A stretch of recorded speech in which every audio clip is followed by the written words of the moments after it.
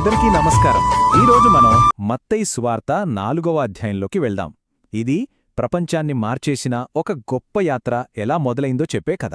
ఆ ప్రారంభం ఎలా ఉందో చూద్దాం రండి. ఒక గొప్ప కార్యం లేదా ఒక పెద్ద ప్రయాణం అసలు ఎలా మొదలవుతుంది? ఎప్పుడైనా ఆలోచించారా? ఈ ప్రశ్నతోనే మన ఈరోజు విశ్లేషణ మొదలవుతుంది. దానికి సమాధానం చాలా ఆసక్తికరంగా ఉంటుంది తెలుసా? చాలాసార్లు ఒక గొప్ప యాత్ర ఒక కఠినమైన పరీక్షతో మొదలవుతుంది, అది కూడా పూర్తి ఏకాంతంలో. ఇది మనల్ని నేరుగా కథలోని మొదటి భాగానికి తీసుకెళ్తుంది.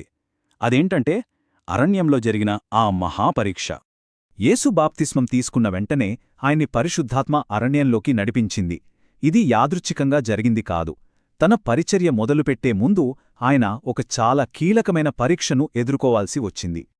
అక్కడ 1 కాదు 2 కాదు, ఏకంగా 40 పగళ్ళు 40 రాత్రులు ఆయన ఉపవాసమున్నారు. శారీరకంగా ఆధ్యాత్మికంగా అది ఎంత తీవ్రమైన సమయమో ఊహించుకోండి. ఆ తర్వాతే అసలు సిసలైన శోధనలు మొదలయ్యాయి. ఇప్పుడు మనం కథలో అత్యంత కీలకమైన ఘట్టానికొచ్చాం. ఇది యేసుకి శోధకుడికి మధ్య మాటలతో సంకల్పంతో జరిగిన ఒక పెద్ద పోరాటంలాంటిది. మొదటి శోధన చూడండి. నేరుగా ఆయన మానవ బలహీనతను టార్గెట్ చేసింది. అదే ఆకలి. 40 రోజులు ఉపవాసం ఉన్న వ్యక్తికి ఈ రాళ్లు రొట్టెలవ్వాలి అని ఆజ్ఞాపించమని అడగడమంటే దైవిక శక్తిని సొంత అవసరాల కోసం వాడుకోమని ఒక సవాలు విసరడం. ఇది మామూలు శోధన కాదు. కాని యేసు సమాధానం చూడండి ఎంత స్పష్టంగా ఉందో. ఆయన వెంటనే లేఖనాన్ని ఉటంకించారు. మనిషి కేవలం రొట్టెతో బ్రతకడు, దేవుని నోటినుండి వచ్చే ప్రతి మాటతో బ్రతుకుతాడు అని చెప్పారు. అంటే శారీరక అవసరాలకన్నా దైవిక వాక్యమే గొప్పదని తేల్చెప్పారు. ఇక రెండో పరీక్ష. ఇది ఇంకో స్థాయిలో ఉంది.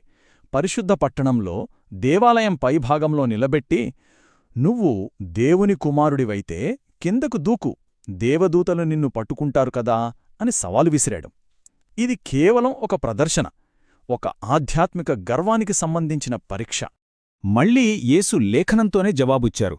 ఇక్కడ చాలా ఆసక్తికరమైన విషయమేంటంటే శోధకుడు కూడా లేఖనాన్నే ఉపయోగించాడు, కానీ దాన్ని వక్రీకరించాడు. యేసు దాన్ని సరైన లేఖనంతో సరిచేశారు. నీ దేవుడైన ప్రభువును శోధించవద్దు అని స్పష్టంగా చెప్పారు. ఇక చివరిది, అన్నింటికన్నా పెద్ద శోధన. ఒక ఎత్తైన పర్వతంపైనుంచి ప్రపంచంలోని రాజ్యాలన్నీ వాటి వైభవాన్నంతా చూపించి, ఇదంతా నీకే ఇస్తాను, కేవలం ఒక్కసారి నాకు సాగిలపడి నమస్కరిస్తే చాలు అన్నాడు. అధికారం, కీర్తి, సంపద అన్నీ ఒకే ఒక్క షరతుతో. దీనికి యేసు ఇచ్చిన సమాధానం చూడండి. అది ఎంత నిశ్చయంగా ఉందో. సాతానా, పొమ్ము, నీ దేవుడైన ప్రభువుకు మ్రొక్కి ఆయన్నే సేవించాలి అని వ్రాయబడి ఉంది. ఆరాధన ఎవరికి చెందాలి అనే విషయంలో ఎలాంటి రాజీ లేదని ఆయనిక్కడ తేల్చి చెప్పారు. శోధకుడిని అక్కడ నుండి తరిమికొట్టారు. ఆ క్షణంలో ఆ తీవ్రమైన పరీక్ష ముగిసింది. శోధకుడు ఓడిపోయి వెళ్ళిపోగానే దేవదూతలు వచ్చి ఆయనకు పరిచర్య చేశారు. అరణ్యంలోని ఆ ఏకాంత పరీక్ష అలా పూర్తయింది. సరే, అరణ్యంలోని పరీక్ష అయిపోయింది. ఆ తర్వాత కథలో ఒక పెద్ద మలుపు వచ్చింది. బాప్తిస్మమిచ్చే యోహానుని జైల్లో వేశారని వార్త తెలిసింది. ఇది యేసు తన బహిరంగ పరిచర్యను మొదలుపెట్టడానికి ఒక సంకేతంలా పనిచేసింది. ఆయన తన కార్యాచరణ కేంద్రాన్ని ఒక కొత్త ప్రాంతానికి మార్చారు. ఆయన గలిలేయ సముద్ర తీరాన ఉన్న కఫర్నహూము అనే పట్టణానికి మకాం మార్చారు. ఈ మార్పు కేవలం భౌగోళికమైనదే కాదు, యెషయ్య ప్రవక్త ఎప్పుడో చెప్పిన ఒక ప్రవచనం నెరవేరడంగా దీన్ని చూపిస్తారు. అంటే చీకటిలో ఉన్న ప్రజలు ఒక గొప్ప వెలుగును చూశారు అనేది అక్షరాలా నిజమైంది. అక్కడ గలిలియ అంతటా యేసు ప్రకటించిన మొదలుపెట్టిన ప్రధాన సందేశం ఇదే, చాలా సూటిగా స్పష్టంగా, మారు మనసు పొందండి, ఎందుకంటే పరలోక రాజ్యం దగ్గరలోనే ఉంది అని. ఇదొక కొత్త శకానికి పులుపులాంటిది. అయితే యేసు తన యాత్రను ఒంటరిగా మొదలుపెట్టలేదు.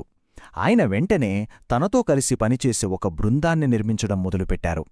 ఆయన పిలుపు చూడండి ఎంత శక్తివంతంగా ఉందో. గలిలేయ సముద్ర తీరంలో చేపలు పడుతున్న సాధారణ జాలరుల్ని 2 జతల అన్నదమ్ముల్ని పిలిచారు. సీమోను, అంద్రేయ, యాకోబు, యోహాను. రండి, నేను మిమ్మల్ని మనుషులలో పట్టే జాలరులుగా చేస్తాను అన్నారు. అంతే, వాళ్ళు వెంటనే తమ వలల్ని, పడవల్ని, వాళ్ల జీవితాన్నే వదిలేసి ఆయన వెంట నడిచారు. ఆ స్పందనలోని తక్షణత చాలా ముఖ్యం. ఇక ఇప్పుడు ఈ యాత్ర వేగంగా ఊపందుకుంది. ఆయన బోధన, ఆయన చేస్తున్న స్వస్థతల ద్వారా ఆయన కీర్తి ఆ ప్రాంతమంతటా వేగంగా వ్యాపించింది. ఆయన పరిచర్యలో ప్రధానంగా 3 అంశాలు కనిపిస్తాయి. 1 సమాజ మందిరాల్లో బోధించడం. 2 దేవుని రాజ్యం గురించిన సువార్తను ప్రకటించడం. ఇంకా 3 ప్రజల మధ్య ఉన్న ప్రతి రోగాన్ని, ప్రతి బలహీనతను స్వస్థపరచడం. ఆయన చేసిన స్వస్థతలు కేవలం శారీరక రోగాలకే పరిమితం కాదు.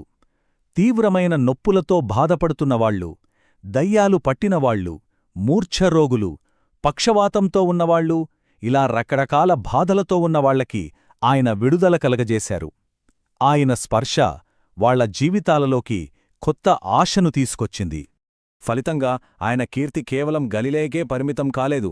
గలిలే, దెకపోలి, యెరూషలేము, యూదయ, చివరికి యోర్దాను నదికి అవతలి ప్రాంతం నుంచి కూడా పెద్ద పెద్ద జనసమూహాలు ఆయన్ని వెంబడించడం మొదలుపెట్టాయి. ఇది కేవలం ఒక వ్యక్తి కాదు, ఒక పెద్ద ఉద్యమం మొదలవుతోందని చెప్పడానికి ఇదే నిదర్శనం. సరే, ఇప్పుడు ఆలోచించండి.